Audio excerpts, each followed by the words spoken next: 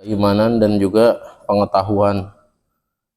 Jadi ilmu yang tersampaikan jangan berhenti hanya pada diri kita, tapi ilmu itu disampaikan lagi. Maka syaratnya adalah ketika mendapatkan ilmu harus faham dan menguasai ilmu tersebut, ya. Kalau diamalkan lebih mantap lagi. Dan emang yang paling wajib itu mengamalkan, ya. Itu. Jadi nggak berhenti hanya sampai di kita. Udah mulai ini Ustaz Midat? Enggak. Baik ya. Bismillahirrahmanirrahim. Assalamualaikum warahmatullahi wabarakatuh. Alhamdulillah. Alhamdulillahi rabbil alamin. Rabbil arsyil karim. Allazi sahala li'ibadihi ila mardatihi sabila wal islam dinan wa muhammadan sallallahu alaihi wasallam rasula ahmaduhu hamdan man la rabbalahu siwahu wa ashkuruhu ala jazilihi wa fadlihi wa atayahu asyhadu an la ilaha illallah wahdahu la syarikalah wa asyhadu anna muhammadan abduhu wa rasuluhu alladzi la nabiyya ba'dah. Faqad qala Allah Ta'ala fil Qur'anil Karim, a'udzu billahi minasy syaithanir rajim. Yauma la yanfa'u malun wala banun illa man atallaha biqalbin salim. Wa qala Rasulullah sallallahu alaihi wasallam, ala wa inna fil jasadi mudghah iza saluhat saluhal jasadu kulluh wa idza fasadat fasadal jasadu kulluh ala wa hiyal qalbu. Shadaqallahul aliyul azim wa shadaqa rasuluhun nabiyul karim wa nahnu ala dhalika minasyahidina wa syakirin walhamdulillahi rabbil alamin, amma ba'd. Ikhwani barakallahu fikum, puji syukur kita panjatkan kehadirat Allah. Alhamdulillah Allah masih selalu memberikan keistimewaan kepada kita berupa bersemayamnya keimanan di dalam hati kita, dan ini merupakan nikmat besar yang tidak semua orang itu bisa merasakan nikmat keimanan ini. Allah memberikan keberuntungan duniawi, kesenangan duniawi kepada manusia. Arah langkahnya itu adalah keburukan atau kebaikan. Jadi yang menentukan itu adalah hati, ya. Ikhwani barakallahu fikum.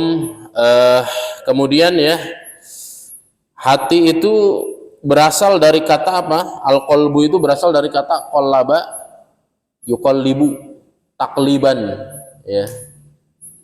Fa'ala yufa'ilu taf'ilan, ya. Qallaba yuqallibu takliban yang artinya adalah berbolak balik, ya. Jadi qalbun itu arti dasarnya adalah berbolak balik artinya. Makanya hati itu labil. Hati itu tidak tetap, ya, dia akan berbolak-balik, ya, tidak stabil kondisi hati itu, ya. Wa nuqallibu afidatakum, dan kami akan membalikkan hatimu. Atau doa nih, kita sering doa. Bunyi doanya adalah ya muqallibal qulub. Nah, ini muqallib sama qulub ini akar katanya sama. Itu. Ya muqallibal qulub, wahai Rob yang membolak-balikan hati, itu. Jadi makna aslinya itu adalah berbolak-balik. Hati itu tidak tetap, ya, mudah sekali untuk berubah, cenderung mudah untuk dipengaruhi, ya. Makanya berasal dari kata qallaba yuqallibu, ya. Nah, tapi memang bagi orang-orang yang terisi hatinya dengan keimanan, maka dia akan lebih teguh daripada yang kosong, yang hatinya kosong, ya. Yang hatinya itu kosong. Jadi kalau mau diibaratkan, hati itu seperti wadah air. Contoh wadah air, misalnya air minum, wadah airnya apa? Wadah airnya apa? Wadah air yang biasa kita pakai untuk nuang, biasanya apa? Teko. Jadul banget teko. Jangan teko lah. Tumbler, ya. Jangan sekarang pakainya tumbler. Biasanya isi tumbler maunya pakai apa nih? Air apa? Air apa? Air Kopi misalnya, kopi pakai es kan enak tuh ya, kopi. Ya. Nah, ketika dituang kan tumblernya udah terisi nih air kopi. Ketika dituang ke gelas, maka yang keluar adalah air kopi. Tidak mungkin air apa? Kelapa, apalagi anggur merah, ya kan? Nggak mungkin banget itu, ya. Nah sebaliknya kalau misalkan tumbler itu diisi sama air sawah, air sawah, ketika dituang ke gelas tidak mungkin menjadi air teh poci, ya kan? Pasti air sawah juga, ya. Jadi hati itu seperti itu, seperti wadah air, ya. Kalau hati ini bersih, diisi dengan yang baik-baik sehingga menjadi bersih hatinya, maka yang keluar juga akan suatu hal yang bersih, dia mengeluarkan yang bersih. Itu. Kalau emang hatinya kotor, biasa terisi dengan hal-hal yang kotor, ya seperti penyakit-penyakit kekufuran, kemunafikan, ya nifak, ya sering bermaksiat dan tidak mau beristighfar, jarang bertaubat kepada Allah, maka yang keluar juga akan keburukan. Hatinya rusak, maka yang keluar juga akan rusak. Itu. Ya. Maka sangat tidak benar ketika ada sebuah ungkapan begini, ya. Tidak apa-apa kita tidak mengikuti aturan Allah, yang penting hatinya baik. Pernah nggak dengar itu? Ya, banyak orang yang berkata begini, nggak apa-apa kita, ini perempuan ini, nggak apa-apa kalau tidak menutup aurat, nggak pakai jilbab, nggak apa-apa, nggak masalah asalkan hatinya berhijab. Nah, ya, yang penting hatinya baik, gitu. Kira-kira make sense nggak itu? Masuk akal nggak itu? Pasti tidak masuk akal lah. Kenapa? Karena tadi hati itu sesuai dengan amalan, atau dibalik, amalan kita sesuai dengan hati, ya. Jadi itu hanya sebatas alibi atau alasan saja sebenarnya. Ketika seseorang mengatakan nggak apa-apa, tidak taat, ya, tidak mengikuti syariat itu nggak apa-apa, yang penting hatinya baik, ya. Sebenarnya nggak ada, seperti itu tidak akan ada, ya. Itu. Nah itu sangat sering sekali, ya, sangat sering sekali dilontarkan, dan itu merupakan salah satu kata-kata yang bisa membuat kita jauh dari dinullah, ya, dan kita harus berhati-hati dengan hal yang demikian.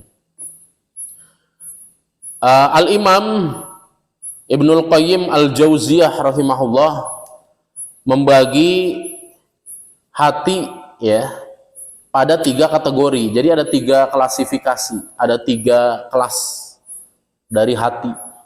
Yang pertama adalah yang paling parah, yaitu kolbun mayyit, ya.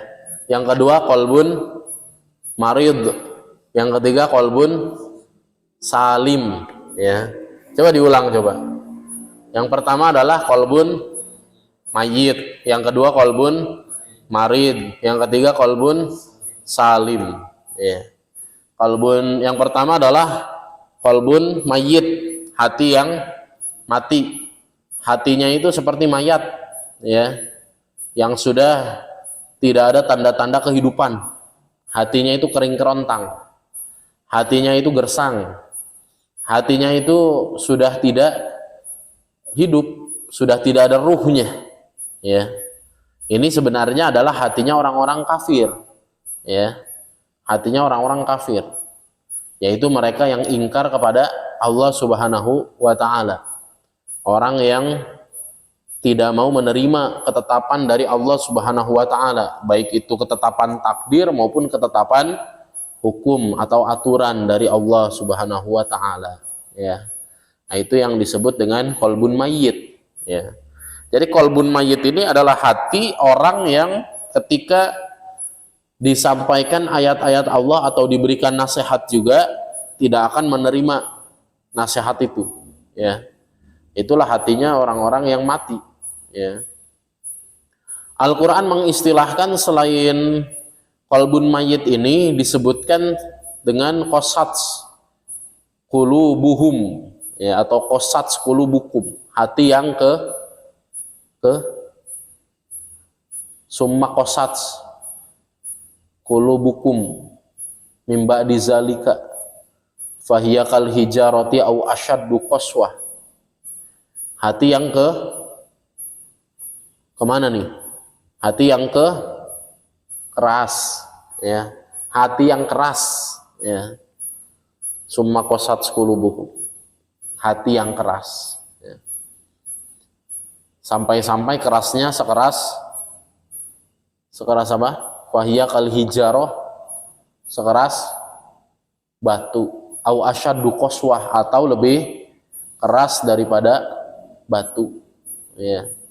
Batu saja takut sama Allah, tapi ada orang yang hatinya tidak akan takut kepada Allah, ya, selalu menentang, selalu melawan.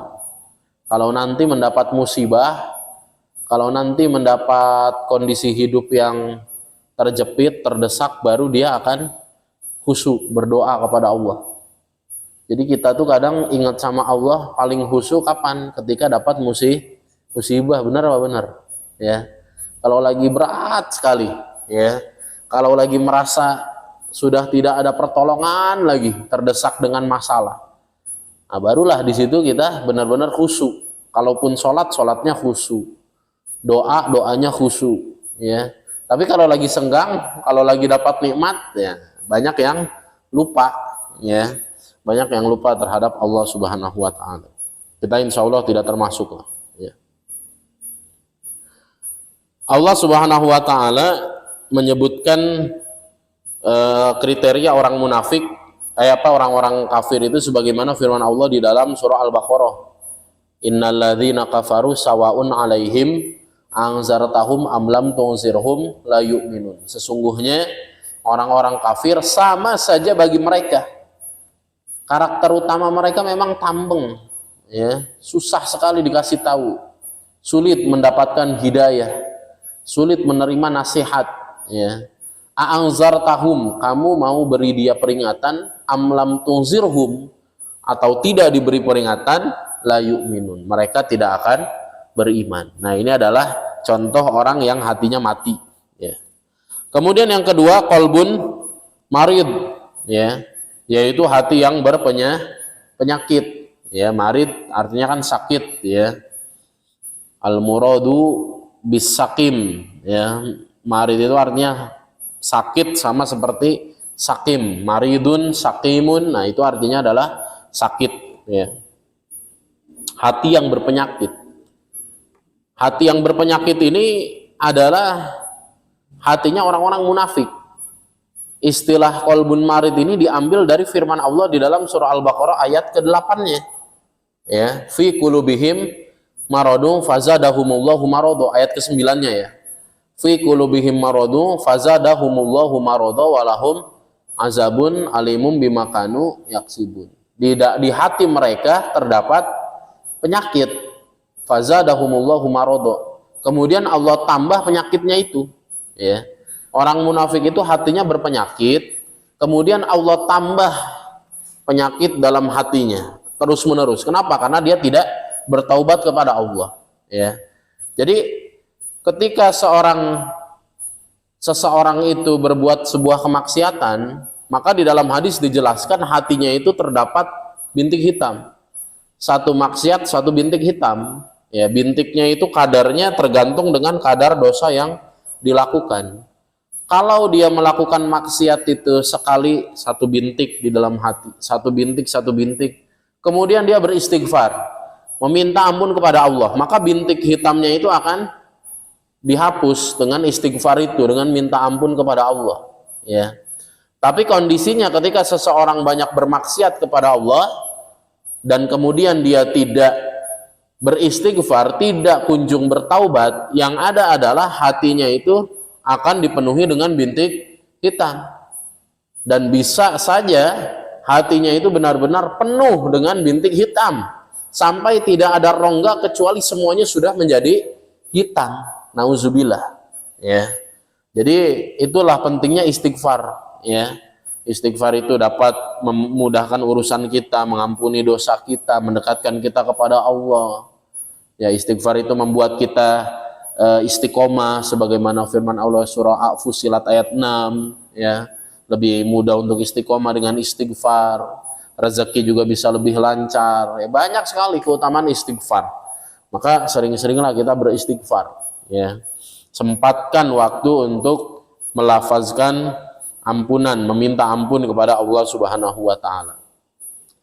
Pada hakikatnya qalbun mayyit dan qalbun marid keduanya adalah jenis hati yang buruk, ya. Nah, jangan sampai kita termasuk ke dalam golongan orang-orang yang hatinya mati atau berpenyakit.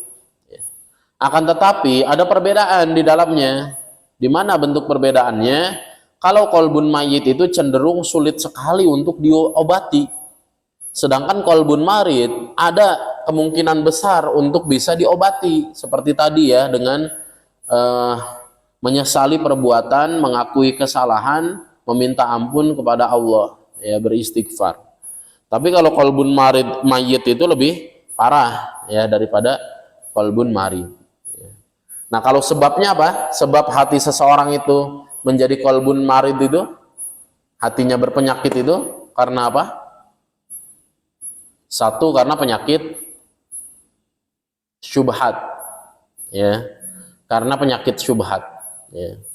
Penyakit syubhat itu adalah penyakit yang tidak bisa membedakan antara hak dan batil. Jadi dia cenderung untuk membela yang batil, betah dengan yang batil, ya. Suatu keburukan dianggap baik, suatu kesesatan, kebid'ahan dianggap hak, ya. Nah, itu yang disebut dengan penyakit syubhat, ya. Termasuk di dalamnya kalau di zaman dahulu ya, ketika Islam itu masih dalam awal-awal perkembangan, di zaman Khulafaur Rasyidin, dinasti Bani Umayyah, itu penyakit syubhat itu lebih dominan dengan adanya sekte-sekte yang telah menyimpang dari pemahaman Ahlus Sunnah wal Jamaah. Contohnya seperti Khawarij, Syiah, Mu'tazilah, Murji'ah, Jabariyah, Qadariyah, dan yang lain sebagainya. Nah, kalau di zaman kekinian, di zaman modern ini, penyakit syubhat ini juga didominasi oleh penyakit-penyakit kekinian juga, pemikiran-pemikiran modern, ya. Kita pernah membahasnya seperti pluralisme, ya, yang menyatakan bahwa berkeyakinan bahwa semua agama sama. Ya, kemudian juga ada liberalisme, yaitu pemikiran tentang kebebasan. Kemudian ada juga sekularisme, memisahkan antara kehidupan dunia dengan agama, dengan ajaran Islam. Kemudian ada bahkan terbaru itu feminisme. Pernah dengar nggak itu feminisme? Apa itu feminisme? Kesetaraan gender, ya, kesetaraan gender, ya, itu. Padahal yang ada adalah keadilan gender, bukan kesetaraan, karena tidak akan pernah bisa setara. Semua itu punya keistimewaan masing-masing, dan Allah sudah menciptakan sesuai dengan keadilannya, ya, laki-laki dengan perempuan, ya. Nah, itu yang digaungkan zaman sekarang, itu yang digaungkan. Nah, itu termasuk diantara pemikiran syubhat, fitnah syubhat yang bisa menjadikan hati itu menjadi berpenyakit, ya. Kemudian yang kedua adalah penyakit syahwat, ya. Apa itu penyakit syahwat? Yaitu penyakit yang disebabkan oleh segala kesenangan duniawi, ya. Lebih kepada kelezatan duniawi. Ya.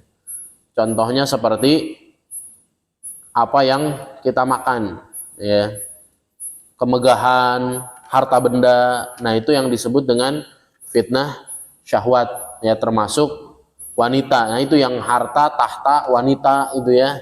Nah, itu yang dimaksud dengan fitnah syahwat, ya. Nah, nanti dari situ menjadikan hati rusak. Ketika hati sudah rusak, maka sifat-sifatnya pun akan menjadi rusak. Sehingga lahirlah perilaku hasad. Apa itu hasad? Yaitu iri, dengki, ya, iri dan dengki, ya. Iri dan dengki. Apa sih definisi daripada iri dan dengki itu seperti apa? Ini karena hati berpenyakit ini, ya. Definisinya apa? Gambaran mudahnya itu adalah susah sekali melihat orang lain senang. Senang sekali melihat orang lain susah. Nah, itu tuh, ya.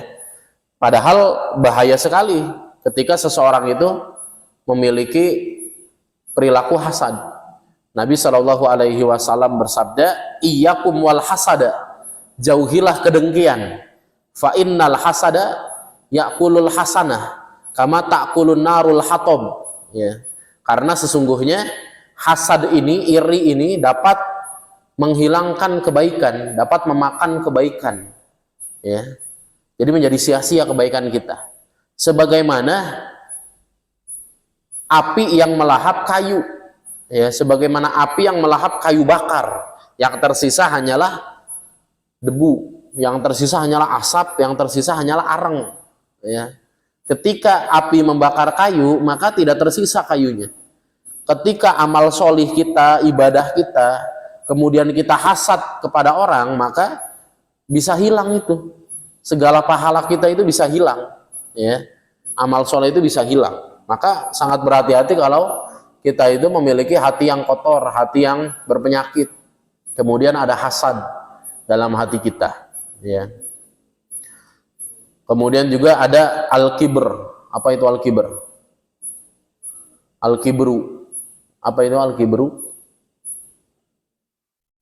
Apa? Sombong, angkuh sekali, ya. Itu. Takabur, ya. Al-kibru sombong, takabur tuh angkuh tuh. Ya, lebih-lebih daripada sombong. Kemudian ada juga penyakit ananiyah. Masih bagian daripada al-kibru. Ananiyah, apa itu ananiyah? Ananiyah. Ana artinya apa? Saya, aku. Kalau ananiyah artinya meninggikan aku. Aku tuh harus tinggi. Itu. Bisa dipahami itu. Merasa bahwa dirinya lebih baik daripada orang lain. Ana khairum minhu. Itu perkataan siapa itu? Ana khairum minhu. Perkataan iblis. Ya. Ana khairum minhu. Ya. Khalaqatani min narin wa khalaqatahu min tin. Ya, aku diciptakan dari api. Keren, ya kan? Elemennya api, kata iblis. Sedangkan dia diciptakan dari tanah. Adam diciptakan dari tanah. Aku lebih baik daripada dia. Siapa di sini yang suka ananiyah? Merasa lebih baik daripada orang lain. Itu adalah bibit-bibit kesombongan, dan itu adalah penyakit iblis yang diwariskan kepada manusia. Ingat, ya ingat nih, iblis tidak pernah punya masalah dengan la ilaha illallah. Benar tidak? Iblis mengakui Allah sebagai Rabbnya enggak? Mengakui, ya, sampai menyebut Allah itu dengan Rabb, dengan kata Rabb tetap, ya, itu. Wahai Rabbku, fabima agwaitani, karena engkau telah memvonis aku sesat, gitu. Jadi iblis itu tidak pernah punya masalah dengan la ilaha illallah. Dia masalahnya dengan apa? Merasa dirinya lebih baik daripada Nabi Adam, sehingga ketika diperintah untuk memberi penghormatan kepada Nabi Adam, aba wastakbaro, dia enggan, dan juga dia sombong, menyombongkan diri, ya. Wastakbaro berasal dari kata al-kibr juga, al-kibru, ya. Itu. Nah, al-kibru yang sesungguhnya menurut Nabi, definisi daripada al-kibru, pernah dengar nggak hadisnya? Al-kibru yang sesungguhnya, kesombongan yang sangat mendasar, ya. Jadi ini termasuk kriteria hati yang berpenyakit ketika ada al-kibru dalam hatinya. Dan al-kibru yang paling mendasar sesuai dengan hadis Nabi adalah al-kibru batorul haq wa ghamtun nas, ya. Nah, ini harus diingat-ingat nih hadis ini. Al-kibru batorul haq wa ghamtun nas. Ya, orang yang sombong itu, kesombongan itu adalah menolak kebenaran. Gengsi untuk menerima kebenaran. Maka dia menolak kebenaran. Wa ghamtun nas, dan dia suka merendahkan orang lain. Kalau diri sendiri ditinggikan, orang lain itu pasti direndah-rendahkan. Nah, itu adalah ciri daripada orang yang sombong. Ya, itu satu penyakit yang dihasilkan dari hati yang kotor, dari hati yang berpenyakit. Banyak, ya, penyakitnya itu sangat banyak sekali, ya. Itu. Apalagi contoh lainnya, penyakitnya apalagi? kebohongan, kedustaan, ya. Itu. Dusta, ya. Lawan dari kata jujur. Itu juga termasuk, ya. Di antara akhlak buruk, akhlak tercela yang menjadi hasil daripada hati yang berpenyakit, ya. Kemudian apalagi contoh lainnya?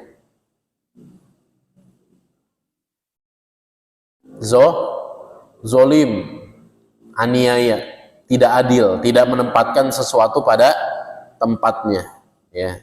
Nabi SAW mewanti-wanti, ittaquz zulma fa inna zulma zulumatun yaumal qiyamah, ya.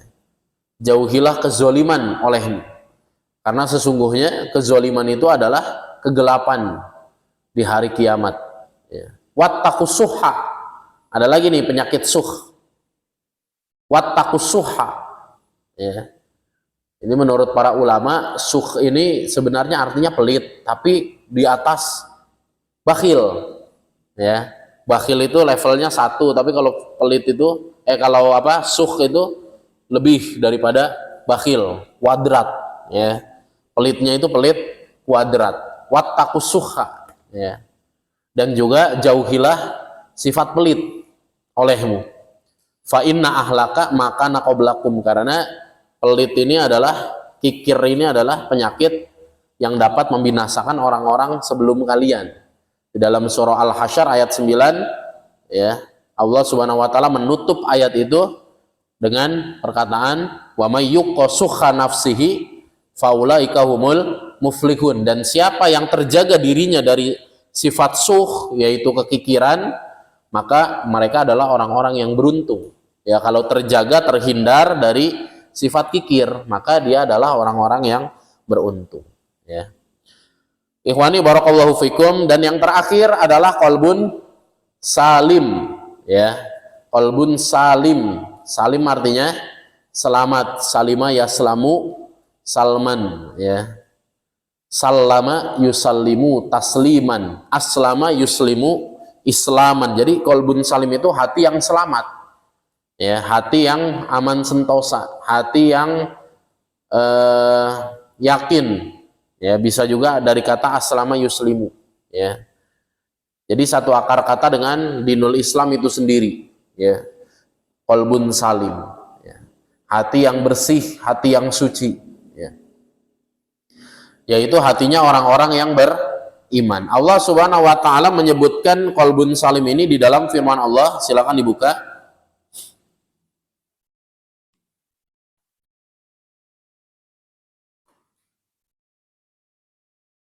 Di dalam surah Asy-Syu'ara ayat 88 sampai ayat 89. Asy-Syu'ara surah ke-26. Tartibuha sittata wa ishrun wa laisa asyura walakin asy-syu'ara.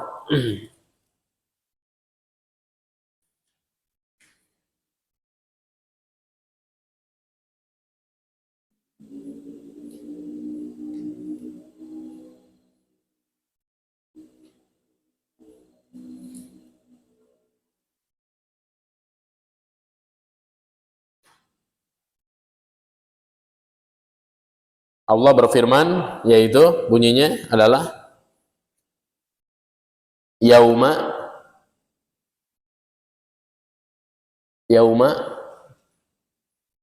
Asy-Syu'ara ayat 88 sampai 89. Yauma la yanfa'u malun wala banun illa man atallaha biqalbin salim, ya. Illa man atallaha biqalbin yang salim. Pada hari ketika manusia tidak bermanfaat bagi manusia harta dan anak laki-lakinya. Harta benda yang begitu ia megah-megahkan dan anak laki-laki yang ia banggakan selama di dunia, di hari kiamat itu tidak akan berharga. illa man atallaha biqalbin salim, kecuali orang yang datang menghadap Allah dengan hati yang selamat, ya. Ayat ini adalah termasuk dalam rangkaian ayat yang membahas tentang Nabi siapa? Nabi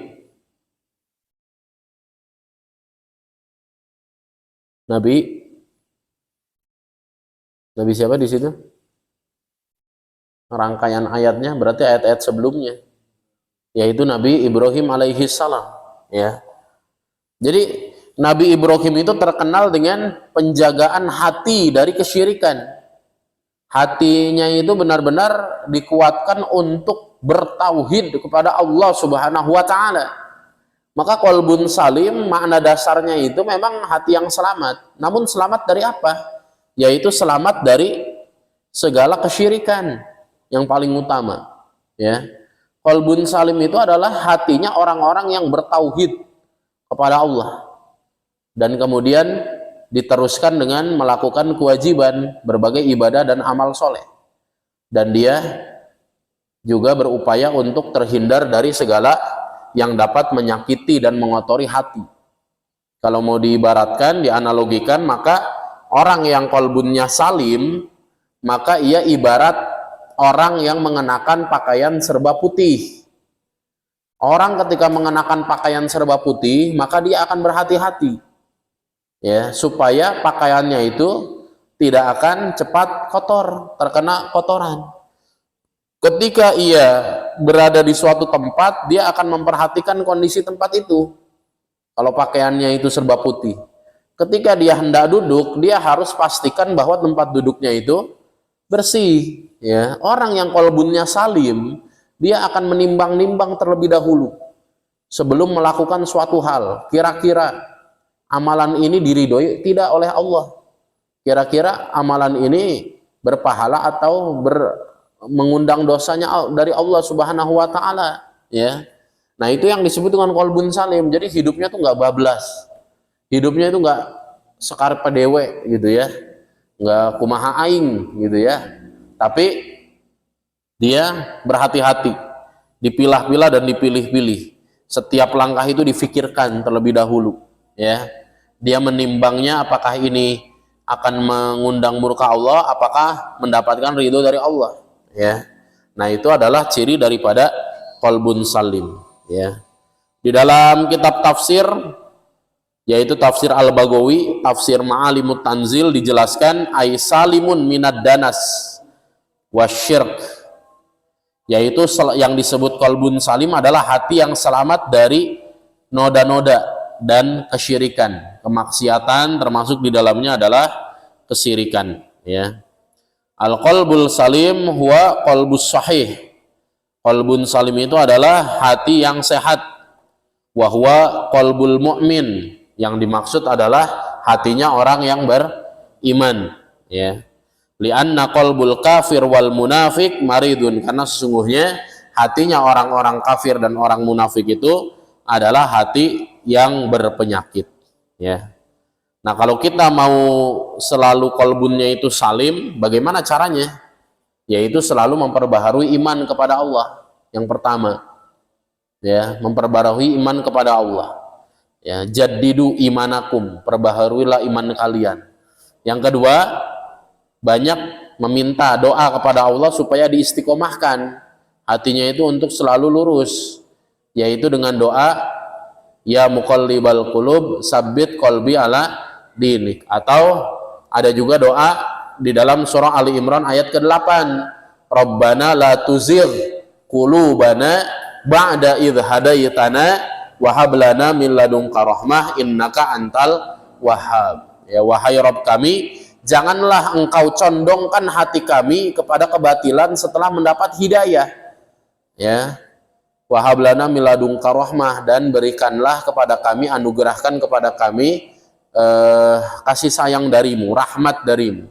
Sungguhnya engkau adalah maha pemberi. Ingat-ingat itu, ya. Ali Imran ayat ke-8. Dan doa ya muqallibal qulub sabbit qalbi ala din. Yang ketiga adalah selalu dekat dengan Al-Quran, interaksi terus dengan Quran, jangan jauh dari Al-Quran, karena Al-Quran itu adalah obat hati, ya. Al-Quran itu adalah penyembuh, syifa terhadap segala penyakitnya. Ya. Kalau kita sakit organ tubuh kita pasti akan datangi dokter. Dokter punya penawarnya, ada obatnya. Tapi kalau sakit hati, hatinya berpenyakit, maka dokter tidak akan bisa memberikan penawar bagi kita. Ya. Nah, penawarnya hanya ada dalam Al-Quran. 10:57 dibuka. Surah Yunus ayat ke-57.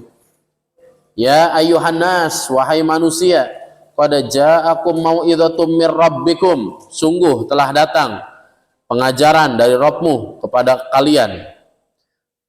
Yang pertama adalah pengajaran yang telah didatangkan untuk manusia. Yang kedua, wa syifa'ul lima fis sudur, dan juga penyembuh, obat dari segala penyakit yang ada di dalam dada, yaitu penyakit hati, ya, wahudan, dan juga sebagai petunjuk, ya. Terus selanjutnya yang terakhir, warahmatul lil mu'minin, kasih sayang kepada orang beriman. Jadi pengumumannya untuk seluruh manusia, ya ayuhan nas, tapi rahmatnya enggak untuk seluruh manusia. Kasih sayang Allah enggak untuk seluruh manusia, hanya untuk orang-orang yang beriman saja. Bentuk kasih sayangnya apa? Al-Quran Allah turunkan sebagai penyembuh, ya, syifa lima fisudur. Maka ketika seseorang membaca Al-Quran, hakikatnya itu pembersihan hati. Jadi kalau kita tahfidz Quran itu mengulang-ulang bacaan Al-Quran, ya, maka hati itu akan semakin bersih, akan semakin jernih. Jangan pernah merasa bahwa ketika baca Quran dan tahfidz itu buang-buang waktu. Nauzubillah, jangan pernah kita punya pemikiran kayak gitu. Terus ketika sulit menghafal itu, daripada teman-teman yang cepat hafalannya, kemudian kita jangan terlalu yang benar-benar seperti menyesal. Kenapa? Karena bisa jadi pahala kita lebih banyak daripada yang cepat hafalannya. Kenapa? Karena harus mengulang-ulang lebih banyak supaya bisa hafal. Orang baca 3 kali bisa hafal. Kalau kita 10 kali, berarti pahalanya banyakan siapa dong? Banyakan kita lah, ya. Banyakan yang 10 kali, ya. Hatinya bersihan yang 10 kali bisa jadi, ya. Jadi dia itu ibarat sebuah cleaner, pembersih. Al-Quran ini ibarat pembersih. Kalau dibaca, kalau dihafalkan, kalau diamalkan, kalau didakwahkan, kalau ditadaburi, maka itu akan menambah iman dan membersihkan hati kita. Ya, jadi itu tipsnya. Ya, tips untuk menjadi hati yang salim itu, satu adalah memperbaharui iman kepada Allah. Yang kedua, banyak berdoa, dan yang ketiga, banyak berinteraksi dengan Al-Quran. Ya. Ikhwani barakallahu fikum, kiranya demikian kajian kita di kesempatan malam hari ini, insya Allah membawa manfaat bagi kita semua sebagai bentuk ikhtiar kita untuk terus tajdidul iman, ya. Ya, tajdidul iman, memperbaharui iman kita, ya, untuk terus meningkatkan keimanan kita kepada Allah. Karena sudah masuk juga waktu sholat isya, maka kita cukupkan sampai di sini kajian kita. Kita akhiri dengan doa kafaratul majelis. Subhanakallahumma wa bihamdika asyhadu an la ilaha illa anta astaghfiruka wa atubu ilaik. Assalamualaikum warahmatullahi wabarakatuh. Man, azan man.